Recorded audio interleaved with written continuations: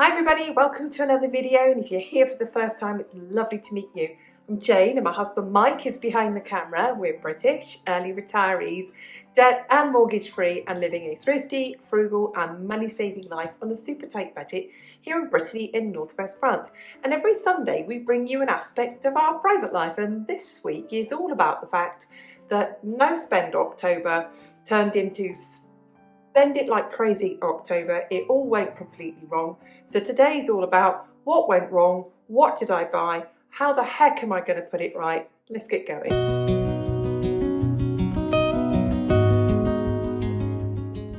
If you've been here before, you know I do like to be reflective. So let's start off by reflecting on the fact that all the spending that I did this month could have been a whole lot worse. Now, what normally happens in a no spend month is that bit of money that we have spare that we call discretionary spending, we put it in savings. Well, this month I put it in savings and then I took it out of savings and we spent it. Well, mainly I spent it. There's no we. I spent it. And I'm going to talk about what I spent it on. But like I said, it could be worse. I haven't bought a sports car. I haven't booked myself in for plastic surgery. I haven't bought a pony. I haven't completely bought new furniture for the living room. Like I said, it could be worse. So I haven't gone over the entire budget massively, but my intentions this month have completely fallen down a deep dark hole of craft. Yeah, crafters, we know this. Every now and then you go, oh, I've got a really good idea. Whenever I think it's going to be a really good idea, it's going to cost me. And it did cost me. I promise you it did cost me. I tried to keep it down as much as I could, but being reflective, it could be worse. So if you're in the position that I'm in, that you've gone over budget, that you've broken your no spend month, that just reflect on the fact that it could be a lot worse. Let's share with you now what I bought.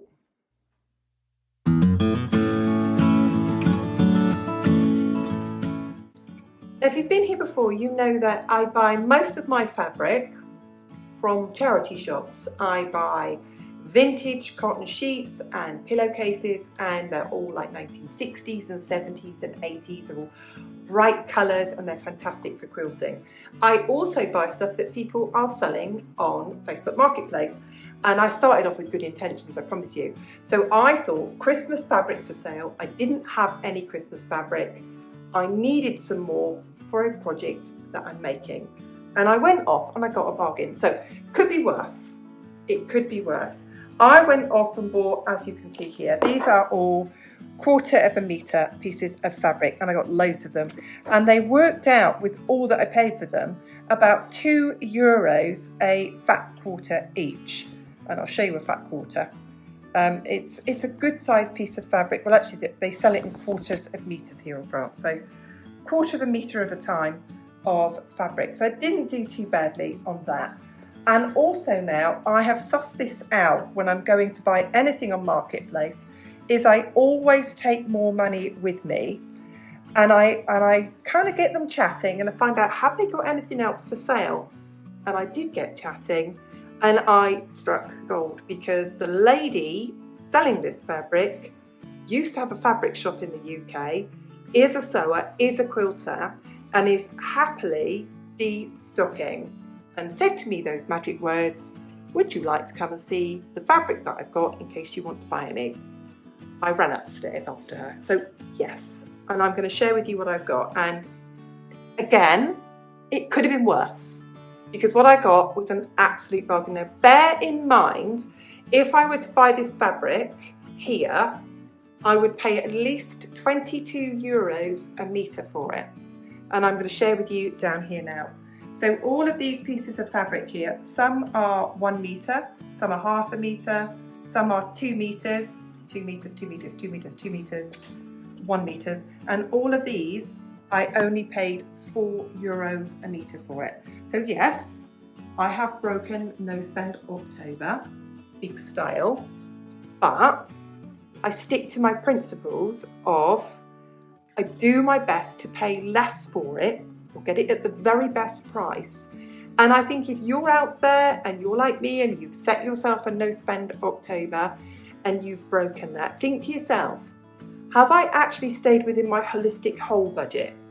Have I actually just spent my discretionary spending this month? Have I just gone a bit crazy with certain things? But like I said earlier, it could be a lot worse.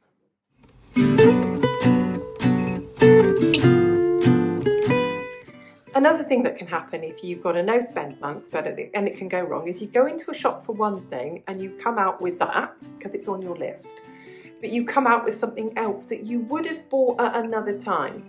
And I'm going to share with you these. So I am a real diary person. I am a real planner person. I'm always planning.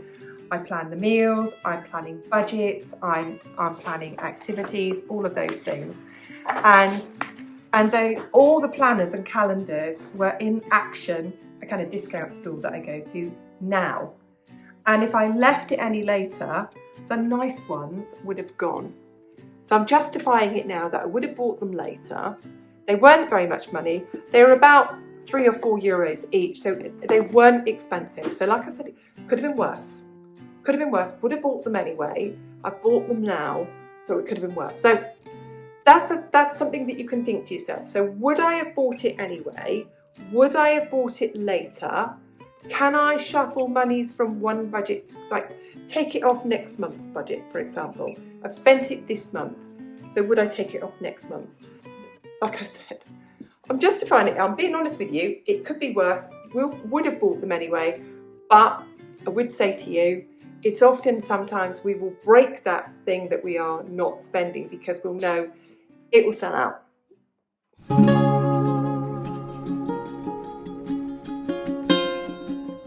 You know the next one, right? Let's go to the next one. So you've done all your research, you've been all over the internet and all the online retailers, and you can't really find what you want, and you don't really know what you want. You've got to go to a shop in person. That's a nightmare, isn't it? However, I went to a shop in Morlaix to buy some interfacing. As luck would have it, the girl in there was mega helpful. She was so kind and she was so helpful and so lovely. And she actually sold me interfacing, and this is interfacing. And she sold me this, so she would say it's generic. It does exactly the same as the branded, but less than half the price. So when you go in there, you think to yourself, well, I've spent less than half the price. And this is, when you can be a bit spendy and you can think to yourself, well, I kind of got myself a bit of money spare. Anyway, I went in for interfacing, and I also went in for some more Christmas fabric, and I needed some neutral fabrics because, as you can see, all my Christmas fabrics are quite dull and quite dark, and they need other fabrics to blend in with them. So I wanted some reds and I wanted some greens. I also, whenever I go there, I always go through the sale box and the fat quarter box, and I did that the same. And these are slightly more than €1/4 metre. Some of these are almost ½ metre, and I paid about €3.50 for each of those. And for the fabric that I bought today, I brought the receipt actually, I have to remind myself here. She says something around for it. I paid £7.90 a metre for fabric today. And quilters, you'll know, that's not bad. So I've got fabric with lots of gnomes on it. They're quite cute, they're all the thing at the moment. And then the other fabrics I bought today are reds and greens to go in my quilts, and I will show you the things that I am making for the craft fair and why I need it. So I succumbed to this. This is another one that you can fall for, and that is something is an absolute bargain. French fabric, as you can see here, is 1.5 metres wide, which is about 56 inches wide, for £7.90 a metre, and it's cotton, and most of it is made in France as well. So it's really good fabric, and it was very cheap. And there's another thing that we do, isn't it? So it could have been worse. It could have been worse. It could have been worse. I'll share with you at the end of this how I'm gonna get back from this this budgeting catastrophe. There's another one, for example. I've got some lovely French Provençal style fabric. It goes really well in Christmas. quilting, and I've got some here as well, which is some like sort of Japanese looking prints with cherry blossom on it. And I promise you, when I blend these in with Christmas fabrics, they're going to look really good. Let's show you some of the things I've been making.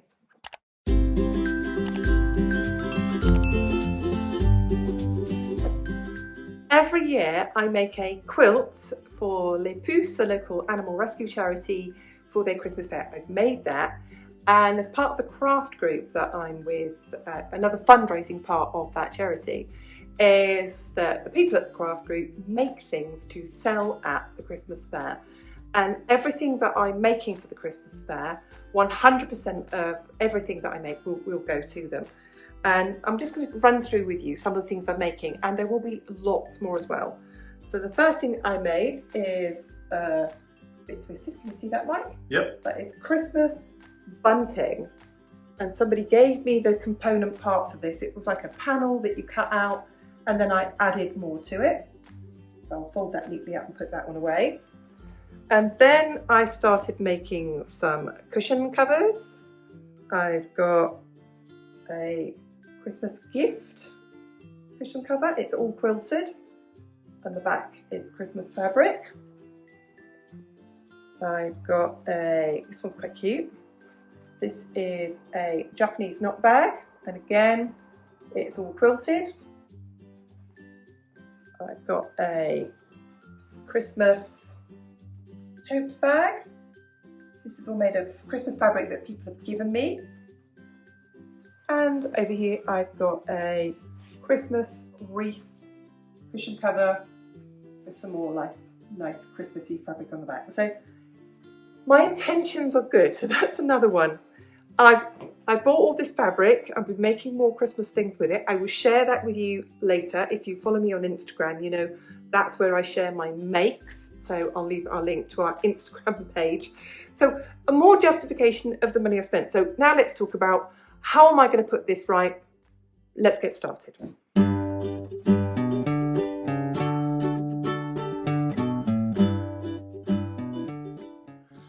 Let's talk now about how we can pull ourselves back from this. First of all, we've evaluated that if I'm going to do this each year, October is not going to be a good month for a no-spend month. So we have made the decision that we're going to move our no-spend months to January, February and July. January, February and March are really, really cold here. We spend a lot of time hibernating, hunkering down, not going out an awful lot, so it's easier to move it to then. Now is the time that I'm spending money for things like the Christmas fair, so it's not a good time. Secondly, is another thing we're going to do to evaluate this is to reduce our discretionary spending in November and December to balance this out, because I have spent about 150 extra this month on things that I can spread out over the year. Something else we might need to evaluate is, do I actually need to put a sinking fund in place for making items for the Christmas fair, which is kind of like a regular charitable event that I'm involved with. So do we need to do that? We'll probably put that into place. So those are the things that we're going to do here. The main thing we're not going to do is we're not going to beat ourselves up over this. I've had incredible pleasure being part of that craft group, and incredible pleasure being part of the fundraising there, and I've really enjoyed it. Don't feel bad whatsoever for spending this money, and I don't think any of us should. Like I said at the beginning, you know, not bought a sports car. You know, I bought fabric that I will use. And I suddenly thought to myself as well, what I do on a regular basis with my fabric. And I went fabric shopping yesterday with a friend. We had great fun. We really did have great fun. And I found out when I was there that the friend needed some sort of earthy coloured fabric. And I thought, I've got quite a lot of browns and greys fabrics at home that I don't need. So I could kind of balance this out by the fact that, yeah, I've got plenty more fabric, but what I found out yesterday is somebody needed some fabric and I can pass it on to them. So yeah, what do we do? Let's sum that up then. What do we do if we overspend in 1 month and it all goes pear-shaped? Not beat ourselves up about it. reevaluate our budget, reevaluate, is this a good month for a no spend month? No, it's not. Move it to another time, readjust our balances, our budgets, I beg your pardon, for the next couple of months, and pull it back together then. And when we evaluate the budget at the end of the year, look and think, do we need to change our sinking funds?